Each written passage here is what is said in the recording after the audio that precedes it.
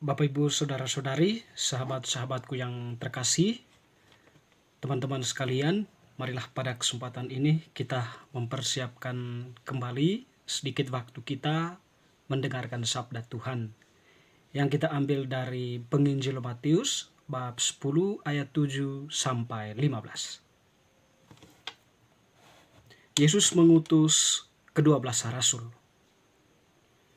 Pergilah dan beritakanlah kerajaan surga sudah dekat. Sembuhkanlah orang sakit, bangkitkanlah orang mati, tahirkanlah orang kusta, usirlah setan-setan. Kamu telah memperolehnya dengan cuma-cuma, karena itu berikanlah pula dengan cuma-cuma. Janganlah kamu membawa emas atau perak atau tembaga dalam ikat pinggangmu. Janganlah kamu membawa bekal dalam perjalanan.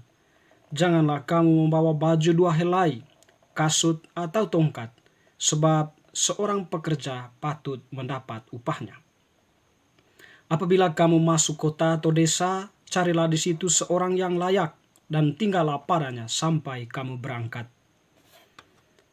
Apabila kamu masuk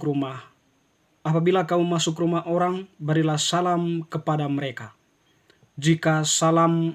Jika mereka layak menerimanya, salammu itu turun ke atasnya. Jika tidak, salammu itu kembali kepadamu. Dan apabila seorang tidak menerima kamu dan tidak mendengar perkataanmu, keluarlah dan tinggalkanlah rumah atau kota itu, dan kebaskanlah debunya dari kakimu. Aku berkata kepadamu, sesungguhnya pada hari penghakiman tanah Sodom dan Gomora akan lebih ringan tanggungannya daripada kota itu. Demikianlah sabda Tuhan, terpujilah Kristus. Bapak Ibu Saudara-saudari, sahabat-sahabatku yang terkasih, Penginjil Matius yang telah kita dengarkan tadi menampilkan kepada kita berkaitan dengan Tuhan yang mengutus ke-12 rasul. Meskipun pada hari kemarin kita berbicara tentang perutusan ini, tetapi hal itu menjelaskan berkaitan dengan orientasi dari dipanggilnya para rasul atau dipilihnya para rasul untuk suatu tugas, yaitu tugas perutusan. Pada kesempatan ini, Penginjil Matius melukiskan lebih dalam berkaitan dengan perutusan ke-12 para rasul itu.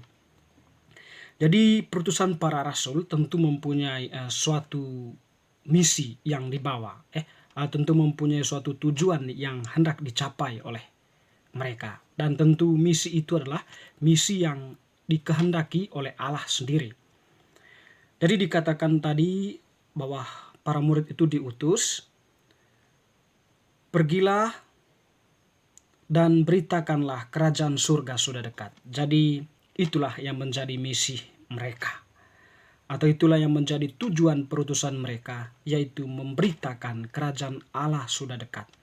Dan tentunya bahwa ada indikasi yang menunjukkan bahwa kerajaan Allah itu sudah dekat. Jadi dikatakan tadi dalam penginjil bahwa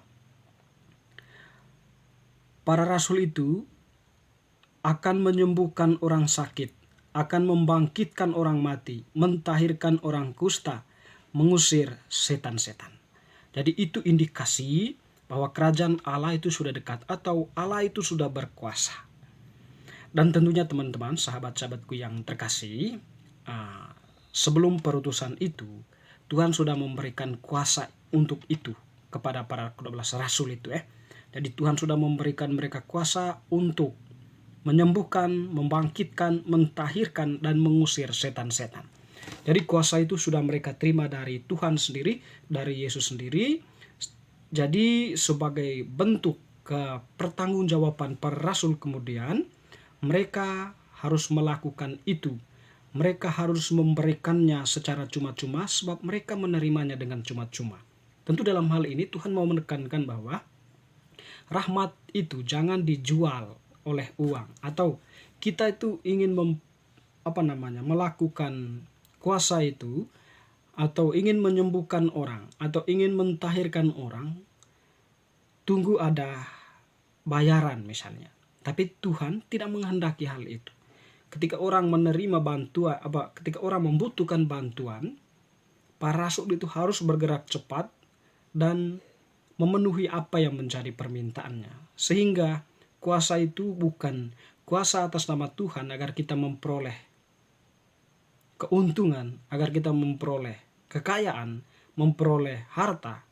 Bukan seperti itu. Tapi Tuhan mengutus mereka untuk mewartakan kerajaan surga dengan tanda-tanda atau bukti-bukti yang nantinya akan dilakukan oleh para rasul, karena mereka sudah diberi kuasa oleh Tuhan sendiri. Dan kuasa itu harus diberikan secara cuma-cuma juga. Itulah sekiranya yang ditekankan oleh Tuhan tanpa ada sebuah motivasi lain, selain nama Allah itu dimuliakan dan dikenal oleh banyak orang. Sehingga penekanan di bawah atau penekanan Matius kemudian kepada para rasul itu, jangan membawa emas atau perak atau tembaga, jangan membawa bekal, jangan membawa baju dua helai, kasut, tongkat. Artinya di sini bahwa Tuhan berkaitan dengan kuasa tadi itu, bahwa apa yang menjadi kelekatan-kelekatan pribadi itu harus ditinggalkan agar kita menjadi fokus mewartakan kerajaan surga itu, agar para rasul itu memfokuskan diri pada pewartaan tentang kerajaan surga itu dan melakukan kuasa itu atas nama Tuhan, bukan atas nama pribadi, sehingga boleh dikatakan bahwa mereka itu lepas bebas, totus hanya untuk Tuhan saja, atau hanya Tuhan semata, aku milikmu semata-mata dan segala milikku kupersembahkan kepadamu ya Tuhan, atau Deus Soli, hanya untuk Tuhan sajalah mereka menjalankan tugas perutusannya.